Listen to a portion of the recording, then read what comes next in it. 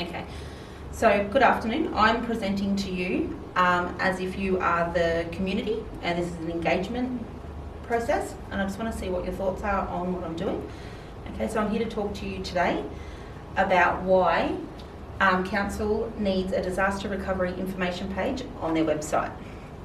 Okay, so things that affect the Tenterfield Shire in weather conditions are things like drought. We're actually in the worst drought in 120 years. The last time we were in a drought with this bad was 2002 to 2005, where Council actually had to drop or go to the level 3 water restrictions, and Urbanville was level 2. We've also in bushfires. Since September, we've had 10 bushfires burning within the Shire, and storms. There was thunderstorms, hailstorms, dust storms and wind. In the last 2 weeks, Tenterfield has actually been associated all of these or affected some way or the other. Other ones that affect the Shire are cold snaps. This year alone, one day was minus 9.1. Regularly, normally we go up to average about minus 2 in winter. We're also affected by floods and heat waves. As you can see, over 45 days within Tenterfield, it was affected over 35 degrees, and Mingoola had over 65 days with the same temperature. Okay, now I'd like you all to just close your eyes for a moment, okay, and imagine you're home alone and you only have one way in and one way out with your driveway, and you hear a knock on the door. It's a police officer, and he's telling you that you have 10 minutes to grab all your personal belongings and you have to evacuate your house as there's a fire coming within an hour of your property. What would you grab? Would you take clothes, jewellery, personal documents? It's kind of hard to know when you put on the spot exactly where all that stuff is and where you're going to have it.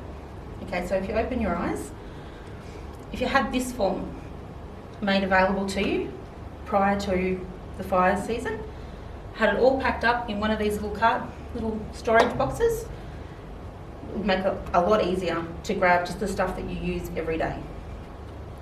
So the things that I would put on our website would be things like the contact information for council staff, emergency services, also the counselling services for the locals,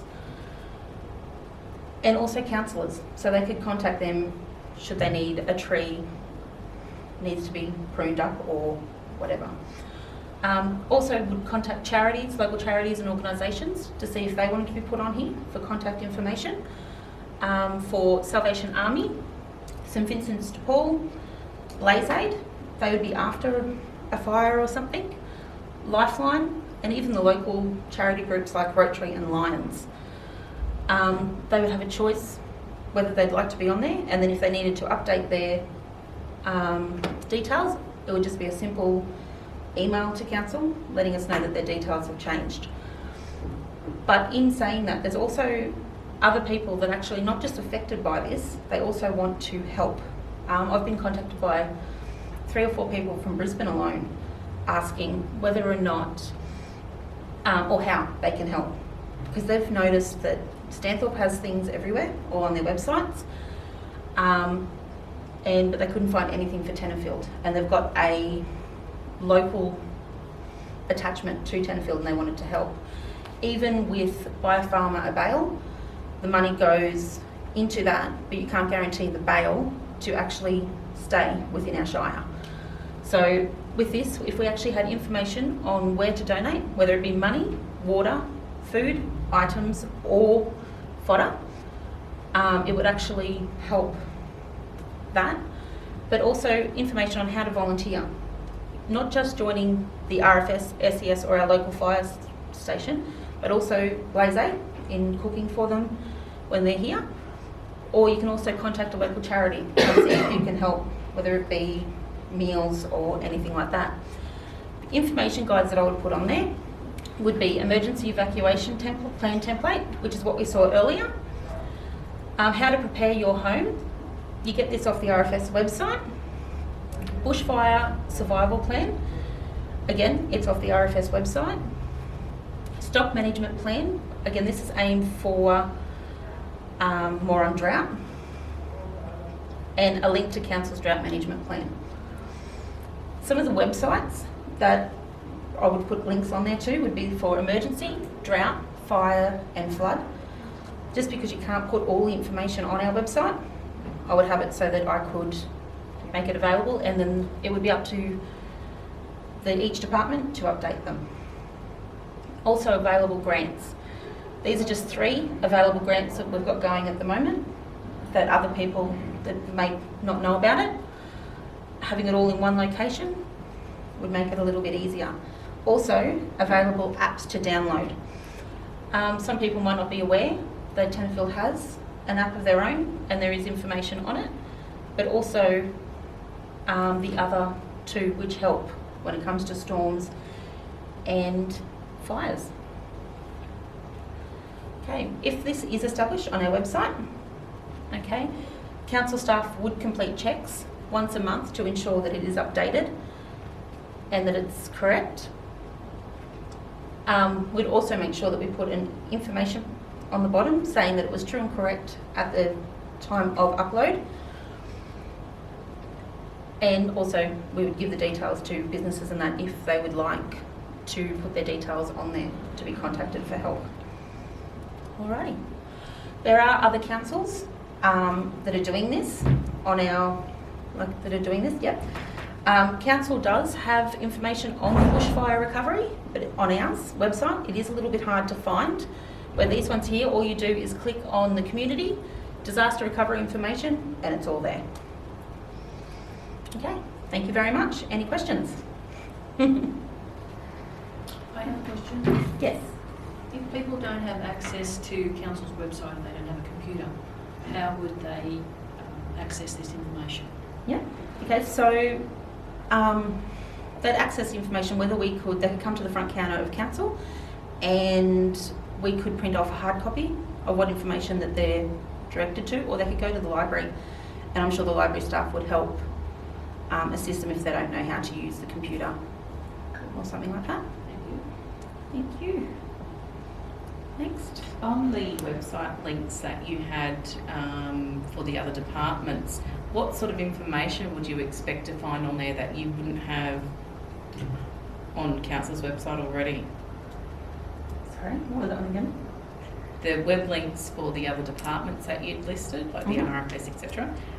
What additional information would you find on there that council wouldn't have on their website? Yeah. Okay, so going back to it. Just bear with me 1 minute.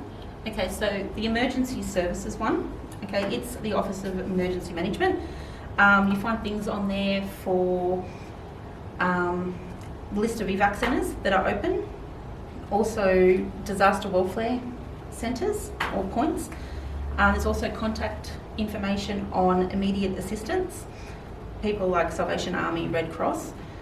There's also grants listed on there as well, and safety and mental health information sheets. There's also on there to support individuals, so for housing assistance, also how to apply for or replace personal documents, and how to start or when to start cleaning up your place if you need to. With the drought one, okay, it is a DPI or Department of Primary Industries website. On there you'd find what drought assistance is available, animal welfare, information on that, how to manage your property during a drought, and also your own wellbeing. With the fire one, it is Rural Fire Service page. You'll find things on there like your survival plan, how to know your risks, when to get out, when not to get out, and how to prepare your home and your family if a fire is coming your way. With the floods and storm one, It's an SES-based website, and on it is a list of what to do before, during, and the recovery of storms and floods. And also on there's a search at the top of the page where it'll give you information on local things that are happening in relation to the storms and floods. All right, thank you. Thank you. I have a question. What type of information does council actually have in the drought management plan? Okay. So the drought management plan, it was adopted back in council back on the 17th of October 2019. It's about pre-drought. There's pre-drought planning in it. It's designed to assist council to preserve water, find information. You can also find information in there about the water reservoirs or the dams that council shire use. There's one in Tenterfield, Urbanville, and also one in Jennings. Also the water restriction levels on there, and there's also forms which probably not many people are aware of with water restriction exemption requests. So this form is for say you have a grant or something and you're going to paint your house or a building. You can apply for this form and ask for an exemption on the water restrictions to wash your place down. Okay. Any more? Sorry, Jenny, what was that date for the drought assistance again? 17th of October 2019. Thank you. Cool. Thank you. All right, no more questions? Thank you very much. Thanks, Jodie. Thank you. Thank you.